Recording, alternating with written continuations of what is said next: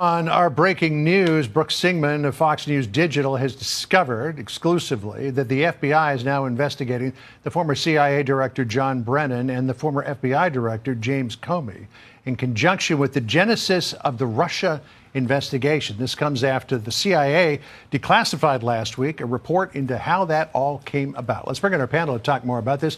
Annie Linskey, the White House reporter for the Wall Street Journal, USA Today White House correspondent Francesca Chambers, and Josh Holmes, co-host of the Ruthless podcast and former chief of staff to Senator Mitch McConnell. Annie, start us off here. The fact that the FBI is looking into Brennan and Comey now, when this declassified CIA report came out, people said, will prosecutions follow? We don't know if it'll be a prosecution, but it's an investigation at this point. Yeah, this is certainly the logical next step from last week's news. And it does really underscore, I think, the extent to which this Russia investigation that occurred in 2017, I believe, has stayed under the president's skin and sort of in his craw. He has personally sued members of the Pulitzer board for giving a Pulitzer Prize to the Washington Post and the New York Times, kind of surrounding on this topic. So I think this sort of move fits into this broader concern that the president has about this moment. Josh, I talked to Ratcliffe about this declassified report last week. He said, look, this is the director of analysis. This is a person who's been at the CIA through several administrations and directors. He has full faith that this is an accurate report. Yeah, I mean, this is obviously new information, but it also corroborates what many of us who've been watching this since 2016 have known all along, which is you had nefarious actors within the intelligence community that were putting their thumb on the scale. I mean, recall just a trip down memory lane. It was Brennan himself was the one who was pushing then Speaker Ryan and then Majority Leader Mitch McConnell to try to issue a statement before the 2016 election alleging Russian interference on behalf of President Trump. Now, obviously, they refused to do that, which then became a big discussion in the Comey, all the Comey investigation and everything else. But this is what kicked it off. It was very, very clearly an inside campaign hatched up somewhere. But these folks were in the middle of it, and I think this investigation is a long time coming. Donald Trump insisted, Francesca, all along that there was nothing to this Russia collusion investigation. It would appear that history has proven him correct, and then you have to go back and wonder, well, how'd this all get going in the first place? And to pick up on what Annie was saying, I mean, just today we heard the president again bring up during his cabinet meeting the Russia. So this is clearly something that he continues to be upset about. And you were talking about the last presidential campaign as well. I mean, this was something that he brought up repeatedly on the campaign trail and has talked about ad nauseum. So to Annie's point, to hear now that this is something that would be under investigation, which again, this is breaking news, is not particularly surprising. Again, this is the beginning of an investigation. Could be a long way from a prosecution. Might never happen, but it's breaking news for us tonight. All right, let's go back to the cabinet meeting because both of you were in there today. Josh, you and I weren't. Maybe someday. Maybe someday. I was last night. I was in the BB meeting last night. Oh, I'm sorry. Yeah, sorry. Annie was in the cabinet meeting today. But you both talked to the president. You both got good quotes from him. Steve Witkoff, very optimistic that he might get a deal on Gaza. This is Francesca's wisdom last night, along with a couple of her colleagues, writing in USA Today about who would control security of Gaza if a deal is eventually struck. Netanyahu said Israel would have to retain control of security over Gaza rather than a complete state. I think the Palestinians should have all the powers to govern themselves, but none of the powers to threaten us. He said that means a certain power, like overall security, will always remain in our hands. Now, that is a fact that no one in Israel will agree to anything else because we don't commit suicide.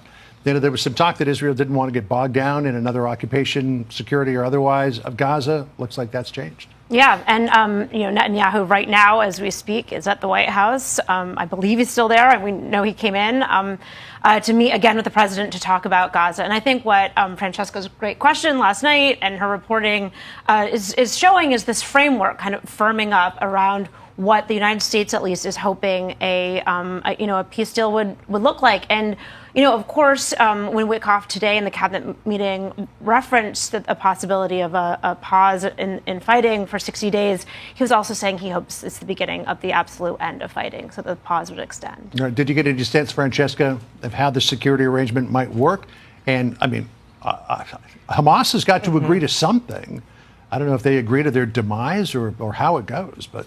What did you get from that? Actually asked the president last night if he was hoping to make a deal, if he thought one could be made in the room last night, if they essentially thought that there was anything that Israel still needed to agree to in this. And the president said that he thought that things were essentially going fine with the proposal for a ceasefire.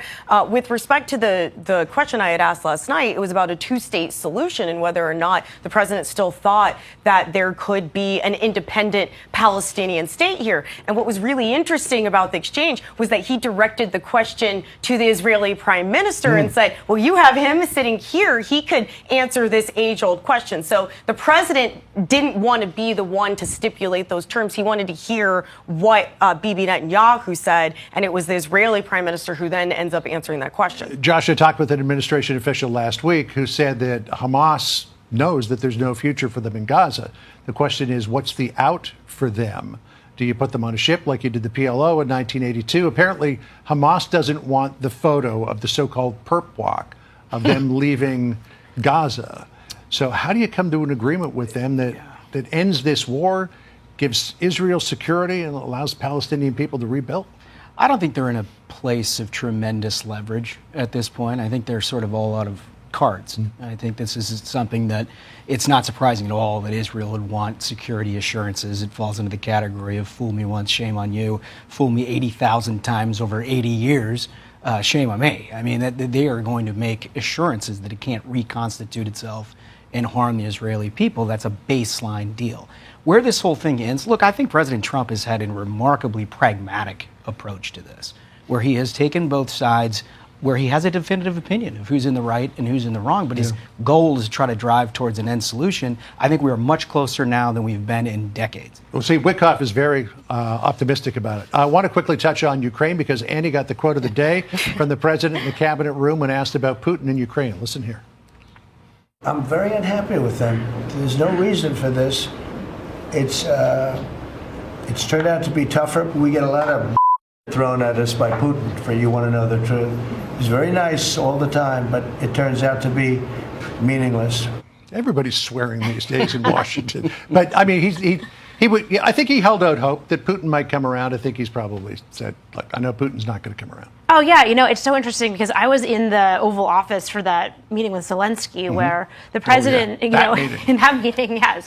And this is such a, almost, 100, not quite 180 degrees, but certainly 150 degree difference for the president. I mean, he certainly has had a journey with Vladimir Putin, and that journey is moving closer and closer towards the White House and the administration supporting Ukraine more robustly. Give me 20 seconds each to finish this off here. Francesca? While he may feel that Putin is tapping him along or whatever he said in the past about it, John, he still hasn't put sanctions on Russia. It's unclear if that's something he would do. When he was asked about that today, he said he'd consider the legislation in Congress, but he still hasn't done that. Josh?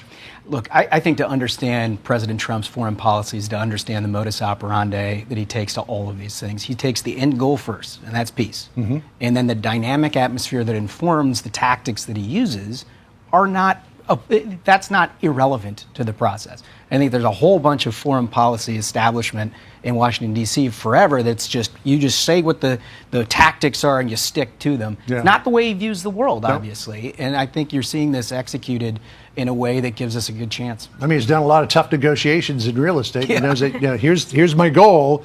Now, what's the path to get there? So we'll see. Thanks, folks, for joining us. Hey, Sean Hannity here. Hey, click here to subscribe to Fox News YouTube page and catch our hottest interviews and most compelling analysis. You will not get it anywhere else.